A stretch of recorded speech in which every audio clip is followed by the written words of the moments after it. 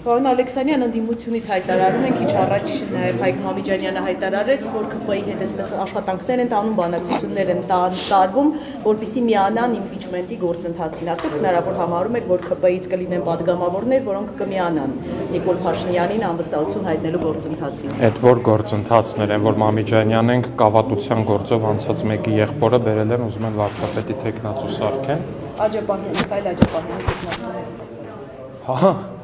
այսինքն այն մարդուն, որ ռազմական հեղաշրջման կոչեր արել, իրանք դիտարկում են որպես վարչապետի թեկնածու, դա հաջորդ զարգացում է այն մարդուն, որ նաև իր աջակցությունն է հայտնել ահաբեկչական խմբին, որը պլանավորած է եղել Հայաստանում մարդկանց սպանել, որը պլանավորած է եղել Հայաստանում մարդկանց գյուլել, որը պլանավորած է եղել գյուլվածների ընտանիքին նաև կոմպենսացիա տալ այն մտքով, որ այն մարդիկ, որ իրանք պետքա գյուլեին, ընտանիքներին կոմպենսացիա պետք տային, այդ ընտանիքներն է պետքա գոհ լինեն, այդ խայտառական բարոյականության կրողներին են առաջարկում Հայաստանում ինչ-որ պետական պաշտոնի ընտրել, այն էլ վարչապետ, լուրջ են ասում։